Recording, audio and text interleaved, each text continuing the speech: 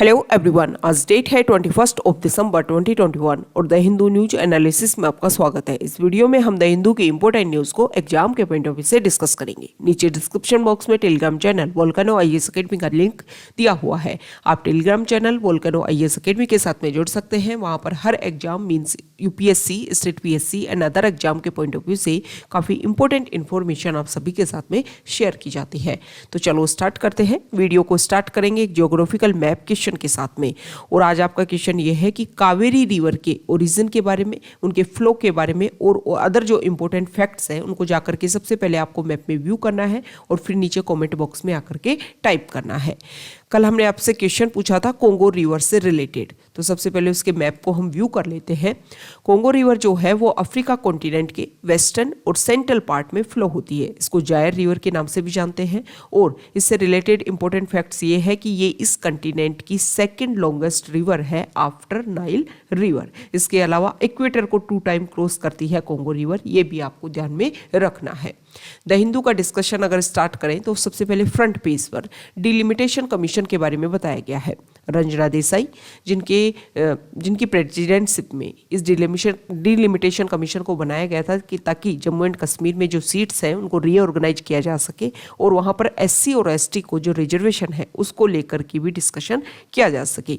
तो रंजना देसाई ने ये बोला है कि उन्होंने जम्मू वाले एरिया के लिए 6 एडिशनल सीट का प्रस्ताव रखा है और कश्मीर वाले रीजन के लिए 1 सीट का उन्होंने इंक्रीजमेंट की बात की है। इसके अलावा रिजर्वेशन की भी उन्होंने बात की है कि जितनी भी जो सीट्स हैं उसमें से 16 जो सीट्स हैं वो शेड्यूल कास्ट के लिए और यूनियन टेरिटरी में, और बची 16 जो सीट्स हैं वो एससी और एसटी दोनों के लिए रिजर्व रहेंगी। अब डिलिमिटेशन कमीशन, ये जो वर्ड है ये हमारे एग्जाम के पॉइंट ऑफ व्यू से इंपॉर्टेंट है, प्रीलिम्स और मेंस दोनों के लिए। प्रीलिम्स में जीएस पेपर 2 से आप इसको रिलेट कर सकते हो, मेंस में आप जीएस पेपर 2 से आप इसको रिलेट कर सकते हो और प्रीलिम्स में डायरेक्ट डिलिमिटेशन कमीशन को लेकर के स्टेटमेंट देख करके आपसे क्वेश्चन पूछ लिया जाएगा। डिलिमिटेशन कमीशन इसीलिए बनाया गया था कि प्रेजेंट टाइम में जो वहां पर 83 सीट्स हैं उनको 90 तक रेज किया जाए और उसमें किस तरीके से चेंजेस करने हैं, इसीलिए ये बनाया गया था। डिलिमिटेशन कमीशन, डिलिमिटेशन ये वर्ड होता क्या है? डिलिमिटेशन का मतलब ये होता है कि जो भी हमारे यहाँ पर कंस्टिट्यूएंसीज हैं किसी भी स्टेट में, उनकी बाउंड्रीज को, उनकी जो भी एरिया है उसको लिमिट्स करना, ये काम होता है डिलिमिटेशन कमीशन का। अब इसमें एक्सरसाइज किस तरीके से वर्क किया जाता है, तो डिलिमिटेशन कमीशन जो है वो एक हाईली पावरफुल कमीशन होता है जिसको बाउंड्री कमीशन के नाम से भी जानते हैं। ये जो भी ऑर्डर पास करते हैं उसको लेकर के आप कोर्ट में चैलेंज नहीं कर सकते हो। कमीशन के बारे में कंपोजिशन की अगर हम बात करें तो 3 मेंबर इसमें होते हैं, जिसमें एक तो हेड होता है, इसके अलावा दूसरा जो है वो चीफ, वो हमारा सेंट्रल इलेक्शन कमीशन जो है वो अपॉइंट करता है। उसके अलावा जो स्टेट इलेक्शन कमिश्नर जो होता है वो इसका एक्स ऑफिशियो मेंबर होता है। एक्स ऑफिशियो मेंबर मतलब जो भी पर्सन स्टेट इलेक्शन कमिश्नर होगा वो डायरेक्टली इसका मेंबर बन जाएगा।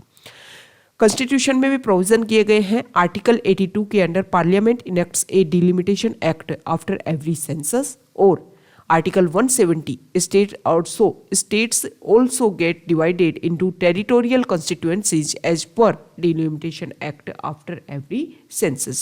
तो कॉन्स्टिट्यूशन में अगर क्वेश्चन बोला जाए, क्वेश्चन यह है कि कॉन्स्टिट्यूशन में इससे रिलेटेड प्रोविजन है या नहीं है, तो प्रोविजन है। इस तरीके की जब भी कोई टर्म हो तो कॉन्स्टिट्यूशन में उसके बारे में क्या कहा गया है ये भी आपको ध्यान में रखना है। नेक्स्ट इंपॉर्टेंट आर्टिकल, यहाँ पर लोकसभा में एक बिल पास हुआ है कि जो भी इलेक्टोरल रोल्स है, मतलब आप जाकर के 18 ईयर्स बाद में आपको वोट डालने का अधिकार है, आप जाकर के अपना नाम रजिस्टर करवाए तो उन इलेक्टोरल रोल्स को, अपने नाम को आपको आधार के साथ में अब लिंक करवाना होगा। इसको लेकर के बिल जो इंट्रोड्यूस किया गया था लोकसभा में उसको पास कर दिया गया है। गवर्नमेंट का ये कहना है कि इससे जो ट्रांसपेरेंसी है वो बिल्कुल और ज़्यादा क्लियर होगी और ज़्यादा क्लियरिटी आएगी। जो लोग 2 अलग अलग जगह पर 2 अलग अलग कंस्टिट्यूएंसीज में अपने नाम रजिस्टर करवा के रखते हैं वो नहीं करवा पाएंगे। फेक जो रजिस्ट्रेशन है वो बंद हो जाएंगे, ट्रांसपेरेंसी इंक्रीज होगी और भी बहुत सारी चीज़ें, जैसे कि प्रेजेंट टाइम में हम देखते हैं कि जब 2 जगह रजिस्ट्रेशन होते हैं तो लोग यहाँ भी वोट डालते हैं वहाँ भी वोट डालते हैं। तो ये सारी चीज़ें जब बंद होंगी तो बहुत सारी चीज़ें, जैसे जो भी हमारी बेनिफिशियर स्कीम्स चलती हैं उनको लेकर के भी क्लियर डाटा जो है वो सामने आ पाएंगे। इसको लेकर के गवर्नमेंट गवर्नमेंट ने बोला है। लेकिन जो अपोजिशन है उन्होंने इसका विरोध किया। उनका बोलना ये है कि पुट्टास्वामी केस में सुप्रीम कोर्ट ने बोला था कि right to privacy is a fundamental right, और उसको वायलेट करने की बात की जा रही है। आधार कार्ड से लिंक करके हमारे जो भी प्राइवेट डाटा है उनको गवर्नमेंट एक्सेस करना चाहती है इलेक्टोरल रोल्स के नाम पर। नेक्स्ट इंपॉर्टेंट आर्टिकल, यहाँ पर सेबी ने कुछ इंस्ट्रक्शंस दिए हैं। उन्होंने ये बोला है, SEBI securities and exchange board of India, उन्होंने बोला है कि कुछ टाइम के लिए फ्यूचर में ट्रेडिंग के लिए paddy, non basmati rice, wheat, Bengal gram मतलब चना दाल, mustard seed and its derivatives, soybean and its derivatives, crude palm oil and green gram मूंग दाल फॉर ए ईयर, मतलब इतने समय के लिए इनमें फ्यूचर ट्रेडिंग नहीं हो सकती, उसको सस्पेंड किया गया है। कारण ये है कि जो भी राइजिंग प्राइजेस हो रहे हैं उसको एक तरीके से स्टेम करने के लिए उनका मानना है सेबी का, किससे ये सारी चीज़ें क्या होंगी, कंट्रोल में आएंगी। हमारे एग्जाम के पॉइंट ऑफ व्यू से सेबी जो वर्ड है वो इंपॉर्टेंट है, इसके बारे में कुछ बेसिक फैक्ट्स हम देख लेते हैं। वैसे तो आप इस आर्टिकल को रिलेट कर सकते हो जीएस पेपर 3 से, जहां पर स्टैट्यूटरी बॉडी या फिर क्वासी जुडिशियल जो बॉडीज जो वर्ड है उसको लेकर के आप इसको रिलेट कर सकते हो। सेबी एक स्टैट्यूटरी बॉडी है और इसको 12 अप्रैल 1992 को इसको एस्टेब्लिश किया गया था एक एक्ट के अंडर। इसका मेन काम ये है कि जो भी हमारे यहाँ पर इन्वेस्टमेंट होता है उसको एक तरीके से रेगुलेट करना और उसको प्रमोट करना, लोगों का जो भी इंटरेस्ट है उसको प्रोटेक्ट करना इसका मेन फंक्शन है। बैकग्राउंड की अगर हम बात करें तो 1988 में इसको कॉन्स्टिट्यूट किया गया था गवर्नमेंट ऑफ इंडिया के द्वारा, लेकिन उस टाइम ये नॉन स्टैट्यूटरी बॉडी थी, ये आपको ध्यान में रखना है। ये स्टेटमेंट दे देंगे प्रीलिम्स में कि शुरुआत से ही स्टैट्यूटरी बॉडी थी। इनिशियली स्टेज में सेबी नॉन स्टैट्यूटरी बॉडी थी जिसके पास कोई भी स्टैट्यूटरी पावर नहीं हुआ करती थी। शुरुआत में अगर हम देखें, it became autonomous and given statutory power by SEBI act 1992 में ये सारी पावर्स इसको दी गई। हेडक्वार्टर इसका मुंबई में है और कुछ रीजनल ऑफिसेज में है अहमदाबाद, कोलकाता, चेन्नई एंड दिल्ली में। तो ये हमने सेबी से रिलेटेड इंपॉर्टेंट फैक्ट्स को देखा। नेक्स्ट इंपॉर्टेंट न्यूज़ है, यहाँ देखिए पेज नंबर 2 से। अभी हमने दिल्ली में पोल्यूशन का लेवल देखा, उसकी वजह से वहाँ पर जो एजुकेशन इंस्टीट्यूशंस हैं उनको बंद कर दिया गया था। जो भी कंस्ट्रक्शन साइट्स थी उन सबको बंद कर दिया गया था। ये माना जा रहा था कि इन सब की वजह से जो पोल्यूशन है वो बहुत ज़्यादा हाई हो रहा है। लेकिन अब जो भी डिमोलिशन एक्टिविटीज़ के ऊपर, कंस्ट्रक्शन वर्क्स के ऊपर जो बैन था उसको धीरे धीरे दिल्ली और एनसीआर रीजन में लिफ्ट किया जा रहा है। मतलब दोबारा से उनके ऊपर जो भी बैन था उनको हटाया जा रहा है, क्योंकि कंडीशन जो है वो नॉर्मल स्टेज की तरफ इंक्रीज हो रही है। Next important article editorial piece पर।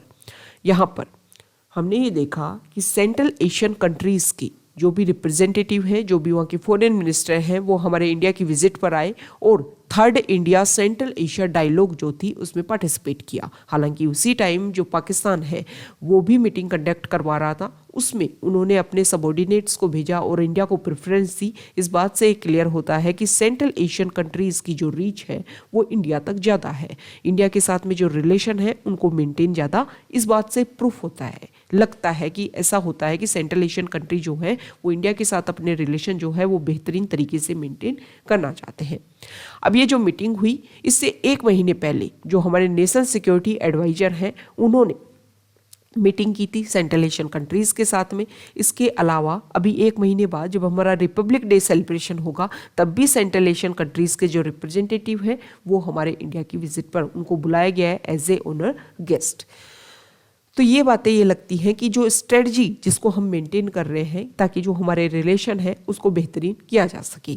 अब वो यहाँ पर आए तो कौन कौन से पॉइंट्स के ऊपर डिस्कशन हुआ, बहुत सारे पॉइंट्स के ऊपर डिस्कशन किया गया, जिसमें humanitarian aid to Afghanistan, increasing trade and improving connectivity, इन सारे पॉइंट्स के ऊपर ज़्यादा डिस्कशन किया गया। ह्यूमैनिटेरियन एड की बात की गई तो उन्होंने ये बोला कि सारे के सारे कंट्रीज जो मिलकर के वो वहाँ के जो भी राइट्स है चिल्ड्रन के, वीमेन के, उन सबको प्रोटेक्ट करने की कोशिश की जाए। उनको अगर हम इंडिया की बात करें तो इंडिया ने मेडिकल असिस्टेंस दी है, इंडिया वहाँ पर ग्रेन असिस्टेंस देने के लिए भी तैयार है और भी बहुत सारी चीज़ों के लिए इंडिया जो है वो अपने आप को प्रिपेयर कर रहा है एंड अदर कंट्रीज़ का अपने साथ में लेकर के। अगर ट्रेड की बात करें तो अभी सेंट्रल एशियन कंट्रीज और इंडिया के बीच में जो ट्रेड है वो $2 बिलियन से भी कम है। इसको इंक्रीज करना चाहता है। इसके लिए इंडिया ने $1 बिलियन की लाइन ऑफ क्रेडिट दिया है सेंट्रल एशियन कंट्रीज को वहाँ के प्रोजेक्ट के लिए। इसके अलावा कनेक्टिविटी की अगर हम बात करें तो इंडिया, देखो पाकिस्तान जो है उसके साथ हमारे बॉर्डर रिलेशन अच्छे नहीं है, उसकी वजह से हम डायरेक्ट रिलेशन नहीं कर सकते। डायरेक्ट जो बॉर्डर जो है लैंड रूट का यूज़ करते हुए वैसे चाहें तो हम यहाँ तक सेंट्रल एशियन कंट्रीज तक हमारी रीच बन सकती है, लेकिन सिर्फ और सिर्फ पाकिस्तान के साथ हमारे रिलेशन अच्छे नहीं है इस कारण से।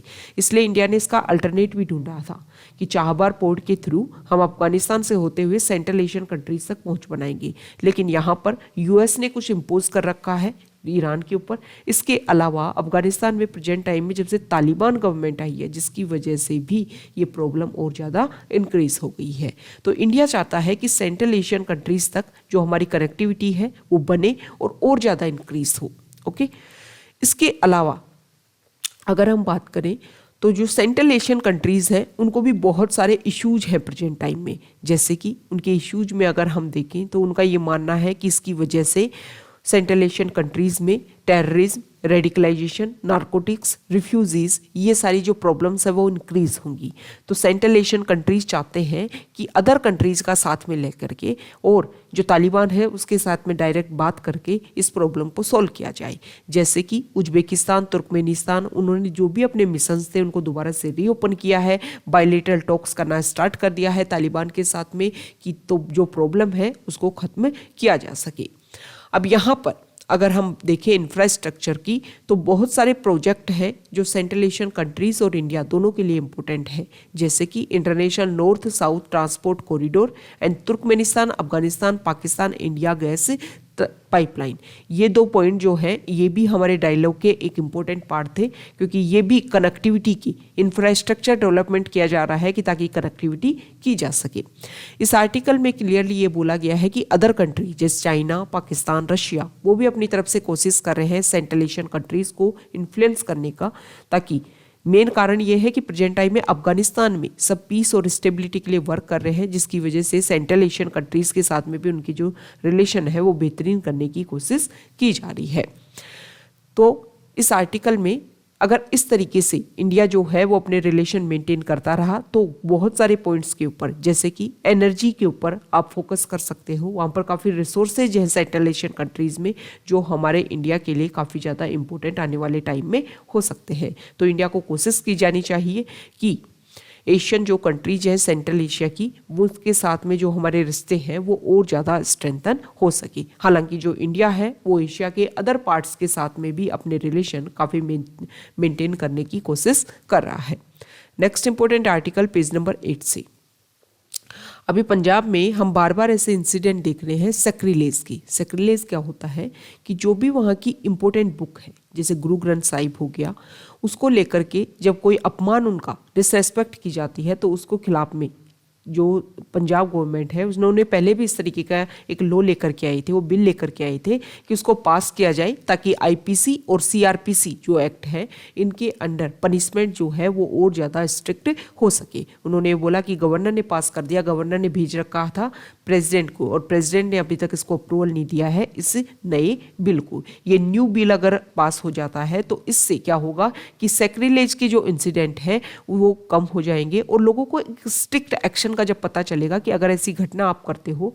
उस लॉ में ये बोला गया था कि गुरु ग्रंथ साहिब, भगवत गीता, कुरान, जो भी हमारे रिलीजन है और उनकी इम्पोर्टेंट बुक्स हैं, उनको अगर आप उसका रिस्पेक्ट नहीं करते हो, उनके खिलाफ में कुछ स्टेटमेंट देते हो, कुछ उनको डिस्ट्रॉय करने की कोशिश करते हो तो आपके खिलाफ में पनिशमेंट किया जाएगा।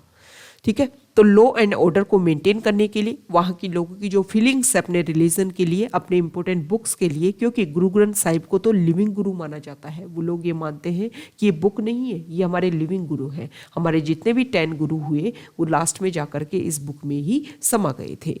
Okay, next important article page number 9 से। यहाँ पर जो आर्टिकल बता रखा है, एक सेकेंड, हाँ देखो, नॉर्थ ईस्ट वाला जो पार्ट है हमारे इंडिया का, उसमें नागालैंड जो स्टेट है उसमें हमने देखा कि एक इंसिडेंट हुआ जिसकी वजह से वहाँ की जो लोकल पॉपुलेशन है उनमें से 14% की डेथ हो गई। मेजर कारण हम डिस्कस कर चुके हैं कि हमारी जो गवर्नमेंट, हमारी जो आर्मी है, उसको इन्फॉर्मेशन इस तरीके की मिलती है कि वहाँ पर कुछ सेपरेटिस्ट मूवमेंट चल रहे हैं, पार्टीशन वाले मूवमेंट चल रहे हैं, उनको रोकने की ज़रूरत है, नहीं तो वहाँ की जो लोकल पॉपुलेशन है उनको बरगलाया जा रहा है। तो इसको लेकर के जब अटैक होता है और मिस इन्फॉर्मेशन के बेसिस पर जो लोकल पॉपुलेशन है उनकी डेथ हो जाती है वहाँ पर, तो इसको लेकर के नागालैंड की जो असेंबली है, इसके अलावा नॉर्थ ईस्ट का हर स्टेट ये बार बार ये मांग कर रहा है कि अप्सा जिस रूल के बेसिस पर ये सारा इंसिडेंट हुआ उसको आप रिपील कीजिए, ख़त्म कीजिए। अब ये जो अप्सा जो वर्ड है वो हमारे एग्जाम के पॉइंट ऑफ व्यू से इम्पोर्टेंट हो जाता है। इसको आप रिलेट कर सकते हो जीएस पेपर 3 से। इसके अलावा आप प्रीलिम्स के पॉइंट ऑफ व्यू से भी इस वर्ड को डायरेक्टली यहाँ से क्वेश्चंस पूछ सकते हैं। अप्सा का मतलब क्या होता है? कोई भी एक एरिया जिसको डिस्टर्ब्ड एरिया डिक्लेयर कर दिया गया, तो वहां पर पब्लिक ऑर्डर मेंटेन करने की जो पावर है वो आर्म्ड फोर्सेस को दी जाती है। ये होता है अप्सा का मतलब। क्यों दी जाती है? देने का कारण ये होता है कि ये लगता है कि वहां पर रूल्स एंड रेगुलेशंस को, लॉ एंड ऑर्डर को मेंटेन करने की जो ज़रूरत है वो बहुत ज़्यादा है, और आर्मी को ये पावर दी जाती है ताकि बाई स्ट्रिक्टली जो सारे रूल्स एंड रेगुलेशंस हैं उनको मेंटेन किया जा सके। अब डिस्टर्ब्ड एरिया कैसे डिक्लेयर होता है? अप्सा जो रूल है उसका सेक्शन 3 के अंडर एक नोटिफिकेशन जारी किया जाता है और किसी भी एरिया को डिस्टर्ब्ड एरिया डिक्लेयर किया जा सकता है। मान लो कोई स्टेट है, उस कंप्लीट स्टेट को डिस्टर्ब्ड एरिया डिक्लेयर किया जा सकता है, उसके कुछ छोटे से पार्ट को डिस्टर्ब्ड एरिया डिक्लेयर किया जा सकता है। ये डिपेंड करता है कि वहाँ पर किस तरीके की प्रॉब्लम्स चल रही है। Central government or the governor of the state or administrator of the union territory can declare the whole or part of the state or union territory as a disturbed area।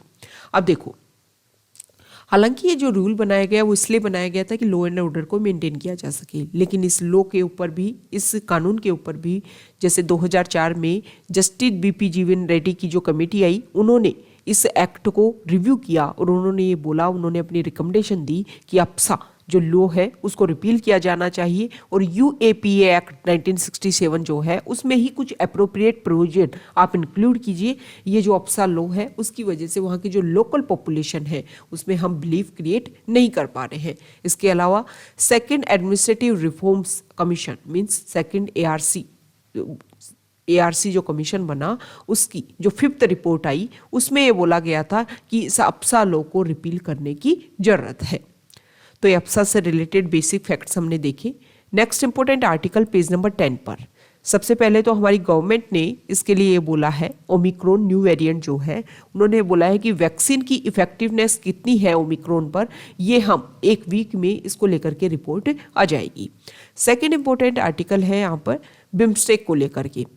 अभी एक BIMSTEC जो organisation है उन्होंने Painex 21 एक event start किया है, ताकि अगर इस एरिया में बिम्स्टेक जो ऑर्गेनाइजेशन है, मतलब बे ऑफ बंगाल वाला जो रीजन है, वहाँ पर कुछ ऐसी प्रॉब्लम होती है, तो जो भी बिम्स्टेक के मेंबर्स हैं वो मिल करके उस क्राइसिस को, नेचुरल कैलेमिटीज़ को ख़त्म करने की कोशिश करेंगे और एक दूसरे की क्या करेंगे, हेल्प करेंगे। हमारे एग्जाम के पॉइंट ऑफ व्यू से बिम्स्टेक जो टर्म है वो इंपॉर्टेंट हो जाती है। प्रीलिम्स के पॉइंट ऑफ व्यू से भी आप डायरेक्ट इसको रिलेट कर सकते हो, और इसके अलावा जीएस पेपर 2 जो है उससे भी आप इसको रिलेट कर सकते हो। देखो, बिम्स्टेक की अगर हम बात करें तो सबसे पहले बिम्स्टेक को 1997 में इसको फॉर्म किया गया था। बांग्लादेश, इंडिया, श्रीलंका और थाईलैंड इसके मेंबर थे स्टार्ट में। बाद में म्यांमार, नेपाल और भूटान जो है वो भी इसके मेंबर बन गए। इस ऑर्गेनाइजेशन में प्रेजेंट टाइम में 7 कंट्रीज हैं, जिसमें 5 जो हैं वो साउथ एशिया की कंट्री हैं और 2 जो हैं वो आसियान कंट्रीज हैं, मतलब साउथ ईस्ट एशिया की कंट्रीज है। मतलब जो बे ऑफ बंगाल इनिशिएटिव, मतलब ये जो ऑर्गेनाइजेशन है वो साउथ एशिया और साउथ ईस्ट एशिया के बीच में एक ब्रिज बनाने का काम करता है।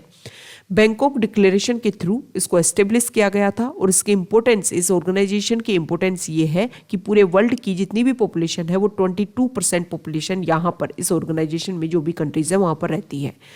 जीडीपी में इसका पार्टिसिपेशन है $2.7 ट्रिलियन, और पूरे वर्ल्ड में जितना भी ट्रेड होता है उसमें से हर साल हर साल जितना भी ट्रेड होता है उसमें से 1/4 जो ट्रेड है वो इस बे ऑफ बंगाल के थ्रू होता है। 6 मेजर एरियाज में फोकस करता है ये organisation: trade, technology, energy, transport, tourism and fisheries. Okay, तो इसके ये जो मेंबर्स हैं ये आपको ध्यान में रखना है। पहली इसकी जो समिट है वो थाईलैंड में हुई थी। अब इंडिया के लिए कैसे इंपॉर्टेंट है बिम्स्टेक? देखो, इंडिया की हमेशा से पॉलिसी रही है एक्ट ईस्ट या फिर नेबरहुड फर्स्ट पॉलिसी। इनको कंप्लीट करने के लिए एक इम्पोर्टेंट रोल प्ले करता है बिम्स्टेक ऑर्गेनाइजेशन। इसके अलावा अगर हम देखें तो हमारी नॉर्थ ईस्ट वाला जो स्टेट है उसको कनेक्टिविटी देने के लिए हम बांग्लादेश के थ्रू यहाँ पर या फिर म्यांमार के थ्रू जो कनेक्टिविटी प्रोवाइड करने की कोशिश कर रहे हैं उसमें भी काफ़ी इंपॉर्टेंट रोल प्ले किया है बिम्स्टेक ऑर्गेनाइजेशन ने। मतलब इंडिया के लिए काफ़ी इंपॉर्टेंट है बे ऑफ बंगाल इनिशिएटिव, इस ऑर्गेनाइजेशन से जुड़े रहना और इसमें अपनी जो डोमिनेंस है उसको बनाए रखना। क्योंकि चाइना जो है वो अगर हम ऑर्गेनाइजेशन की बात करें तो चाइना एक तरीके से काउंटर करने की कोशिश करता है और इसके लिए भी रेगुलर चाइना अपने रीच बनाने की कोशिश कर रहा है कि इसमें भी चाइना को इंट्रोड्यूस किया जा सके। Next important article page number 11 से, फॉरेन पेज से। इस आर्टिकल में यहाँ पर देखो 2002 में यूएस और तिब्बत के बीच में एक पैक्ट, एक ट्रीटी होती है या फिर एक पॉलिसी बनती है जिसमें डिस्कशन होता है यूएस तिब्बतन पॉलिसी एक्ट 2002, जिसमें एक पोस्ट क्रिएट की जाती है। और वो जो पोस्ट है वो ट्रंप एडमिनिस्ट्रेटिव, मतलब ट्रंप जब वहाँ के यूएस के प्रेसिडेंट थे 2017 से 2020 के बीच में, उस पोस्ट को खाली थी, वो पोस्ट उसके ऊपर कोई नहीं था। लेकिन प्रेजेंट टाइम में वहाँ पर मिस उजरा जिया को उनका यूएस ऑफिशियल मेंबर बनाया गया, उस पोस्ट दी गई है ताकि तिब्बत के साथ में जो भी रिलेशन है उनको लेकर के डिस्कशन यूएस अपना रेगुलर कर सके। ये जो कोऑर्डिनेटर है इसका मेन काम ये होता है कि चाइना की गवर्नमेंट और दलाई लामा जो है उसके बीच में जो भी सब्सटेंटिव डायलॉग है उसको प्रमोट किया जा सके। इसके अलावा जो कोऑर्डिनेटर है वो तिब्बत की जो यूनिक आइडेंटिटी है उसको प्रमोट करने के लिए काम करता है। तिब्बतन जो लोग हैं उनके ह्यूमन राइट्स को सेफगार्ड देने की कोशिश करता है और coordinates US policy on Tibet, इन सारे पॉइंट्स के ऊपर वर्क करने का काम करता है। तो तिब्बत के जो इशू है उसमें यूएस का क्या रोल हो सकता है उसको लेकर के अब आने वाले टाइम में चाइना की जो गवर्नमेंट है उसके साथ में डिस्कशन होगा और बहुत सारे इश्यूज को सॉल्व करने की कोशिश की जाएगी। तो ये आज का हमारा डिस्कशन था। Okay, thank you.